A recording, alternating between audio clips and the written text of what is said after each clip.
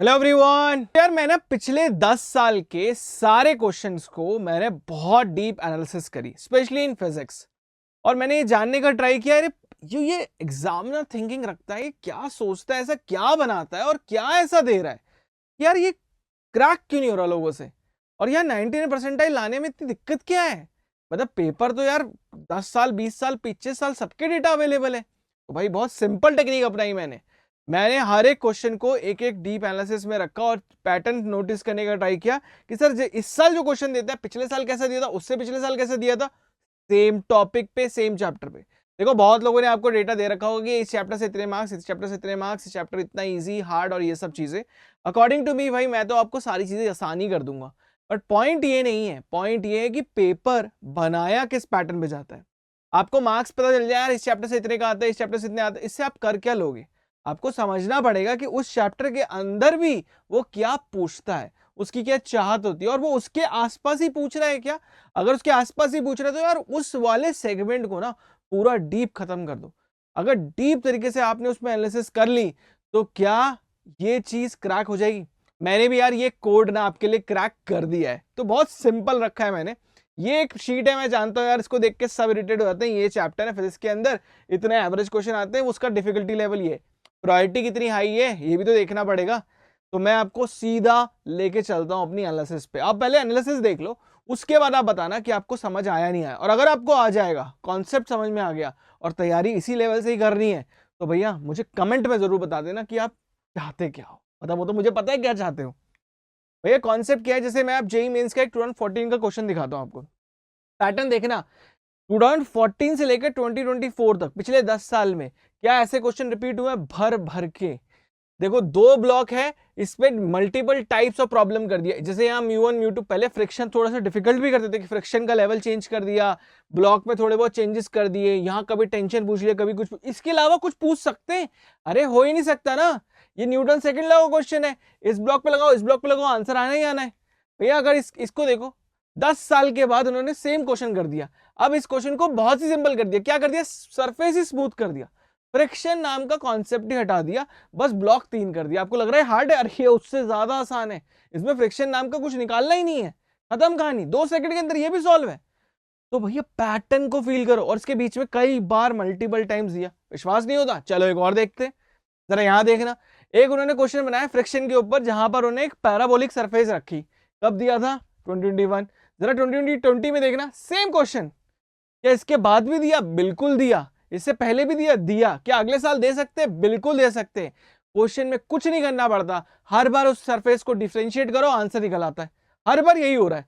मतलब क्या अगर मैं ये चीज पढ़ रहा हूं फ्रिक्शन में, अगर मैंने सरफेस पढ़ लिया तो मेरा काम हो जाएगा? हाँ। अपने नोट्स में डालना है? हाँ। अगर ये करना शुरू कर दोगे ना, तुम्हें कोई रोक ही नहीं सकता 99% लाने से पहले। एक और डेटा इंटरेस्टिंग बताता हूं अभी लास्ट में।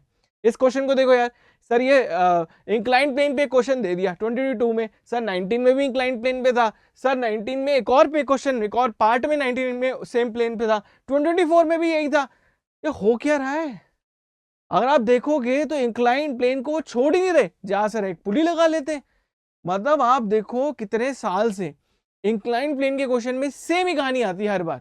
फ्रिक्शन पता करना होता है या फ्रिक्शन की वैल्यू दी होती है, आपको एक्सेलरेशन पता करना होता है। कहानी वही न्यूटन सेकंड लॉ की है, कॉन्सेप्ट वही लगने वाला है, वो इंक्लाइन प्लेन पे mg sin थीटा की वजह से नीचे जाता है, कहानी खत्म। मतलब अगर आप यहां पर फोकस करते हो तो आपका बनता ही बनता है। अभी मैं आपको और दिखा देता हूं। 2021 में एक फोर्स वेक्टर का दे दिया, काइनामेटिक्स समझ लो कि ये वेक्टर फॉर्म में दे दिया। भाई 2023 में भी वही दे दिया, इवन 2024 में भी वही दे दिया। कॉन्सेप्ट तीनों टाइम पे क्या था? सेम। वही फोर्सेस के वेक्टर दे दिए, मास दे दिया, एक्सेलरेशन पूछ लेते हैं। क्या आप कॉन्सेप्ट समझ रहे हो? मतलब काइनामेटिक्स भी अगर आप पढ़ रहे हो, न्यूटन लॉस ऑफ मोशन एक अलग बात है, काइनामेटिक्स पढ़ रहे हो तो उसको रिलेट करना आना चाहिए। वेक्टर बिल्कुल क्लियर तरह से क्लियर होने चाहिए। और ये क्वेश्चन अगर आप इसमें से एक भी क्वेश्चन अपने नोट्स में भर लो, क्या रिवीजन के टाइम पे बिल्कुल खटाखट 10-15 क्वेश्चन एक साथ रिवाइज हो गए एक क्वेश्चन से। अब देखो नेक्स्ट पार्ट में सेम वही क्वेश्चन है 2023 में। अब देखो 19, 20, 22, 23 एंड 24 लगातार एक ही टाइप का क्वेश्चन देते चले गए। ये मैं वैरायटी दिखा रहा हूं, वैसे तो इसमें और अगर सेट में देखूं तो और मिल जाएंगे, पर मैं वो नहीं देखना चाह रहा। ये देखो, अब बात, कई लोग बोलेंगे सर आप ना मुझे लग रहा है आप Newton laws of motion, kinematics, rotation motion इसी में दिखा रहे हो। अरे नहीं नहीं नहीं, इलेक्ट्रोस्टैटिक के देख लो।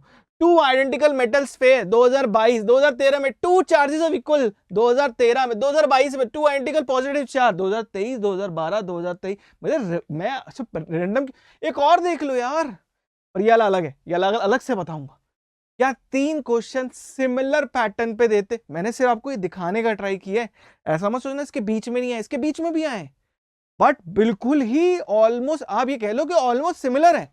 तो यार एक इस लाइक का बिल्कुल आपको एक फ्रूट दे दिया, आपको एक पूरा गेम दे दिया, आपको मार्क्स दे दिए, इसको पकड़ लो यार, खत्म करो कहानी को, क्यों इतना टाइम वेस्ट करना है। अब एक और देखो, इलेक्ट्रोस्टैटिक के अंदर ही सर एक बार 2021 में उन्होंने मिलिकेंस ऑयल ड्रॉप एक्सपेरिमेंट दिया। मिलिकेंस का ऑयल एक्सपेरिमेंट क्या होता है कि एक इलेक्ट्रिक फील्ड लगाएंगे, एक चार्ज पार्टिकल छोड़ देंगे, mg से नीचे जानी चाहिए, पर क्योंकि इलेक्ट्रिक फील्ड लगी है फोर्स ऊपर लग जाएगी, इक्विलिब्रियम पे आ जाएगा। 2021 में दे दिया, 2022 में सेम क्वेश्चन दे दिया, बस ये नहीं लिखा एक्सपेरिमेंट कौन सा था, डेटा वेटा सब कुछ सेम। तो कॉन्सेप्ट समझो, एक बार उस क्वेश्चन का चार्ज दिया तो अगले साल उस क्वेश्चन का चार्ज पूछ लिया। मतलब क्वेश्चन में अगर आप पूरी वैरायटी भी निकालना चाहो ना, आपको वैरायटी ज्यादा मिलेगी ही नहीं, आपको ऑलमोस्ट सारी चीजें सेम ही मिलने वाली है।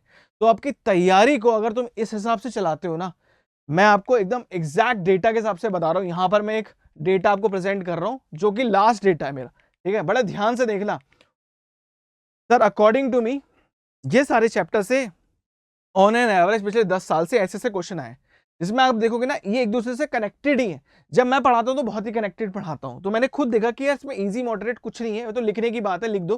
प्रायोरिटी लेवल इस पे सेट होना चाहिए कि मेरी टॉप प्रायोरिटी से लेकर बॉटम प्रायोरिटी। अगर आप 12th में हो, चाहे आप 11th में हो, चाहे आप ड्रॉपर हो, आपकी प्रायोरिटी सेम रहनी चाहिए। अब कब आएगा 11th वालों को लेट आएगा करंट इलेक्ट्रिसिटी, जब आएगा तब आएगा, लेकिन प्रायोरिटी लेवल पे मेरे कहां कहां कौन से टिक होने, ये सारा का स्क्रीनशॉट लो, इसको चिपकाओ, इसमें सारी चीजें सॉल्व हो जानी चाहिए। क्योंकि टोटल आपको 25 क्वेश्चन सॉल्व करने हैं फिजिक्स के अंदर, और मैं आपको एग्जैक्टली एक नंबर, एक डेटा बता रहा हूं। अगर आपने पिछले साल के सारे पीवाईक्यू एक पैटर्न को फॉलो करते हुए सॉल्व कर लिए, 16 क्वेश्चन ऐसे आते हैं जो आप 100% सॉल्व वहां आराम से कर दोगे। आपको लगेगा ऑलमोस्ट यही सेम डेटा मैंने देख रखा है। डेटा हल्का फुल्का आगे पीछे होगा, कॉन्सेप्ट में इतना भी डिफरेंस नहीं होगा। प्लेन है इंक्लाइन तो प्लेन ही है, वही सारी प्रोसेस करनी है, वही सारा स्टेप करना, आंसर आ जाएगा। इवन ऑप्शन से भी कई बार आंसर आ जाता है। 16 क्वेश्चन, 16 क्वेश्चन आउट ऑफ 25। अब जो बच जाते हैं ना, वो थोड़ा सा अपने कॉन्सेप्ट अगर अच्छे से पढ़ा है और पीवाईक्यू की अच्छी प्रैक्टिस करी है, तो अब आगे क्वेश्चन भी कर लोगे। मतलब आराम से 20 से ऊपर क्वेश्चन लगा सकते हो, मतलब 80 से ऊपर मार्क्स 100% विद 100% एक्यूरेसी ला सकते हो। 90% भी रही ना तो 10% ही मार्क्स कम होंगे, लेकिन आप फिजिक्स की रेस में तो सबसे आगे होगे।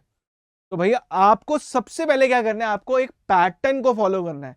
आपने जेई का पैटर्न देख लिया कि जेई किस हिसाब से पूछता है, अगर वो आपने एक बार क्रैक कर ही लिया है ना, आराम से बैठो, ठीक है। जब भी क्वेश्चन मिले, एक तो रश मत करो यार। मैं क्यों क्वेश्चन प्रैक्टिस ज्यादा कराता हूं, मैं अपनी स्पेशल क्लास में भी क्वेश्चन यूट्यूब पे भी क्यों कराता हूं, क्योंकि क्वेश्चन प्रैक्टिस के बाद की जो एनालिसिस है वो सबसे इंपॉर्टेंट है, वो आप भूल जाते हो। उसमें से जितने इंटरेस्टिंग क्वेश्चन मिले, जो आपको क्वेश्चन में अटके हो, स्पेशली अगर आप कहीं कहीं अटक गए, उसको तो जरूर जरूर कॉपी करो। और पीवाईक्यू जो आपको दिख रहे बार बार मुझे सिमिलर पीवाईक्यू आ रहे हैं, तो उनको लिख लो।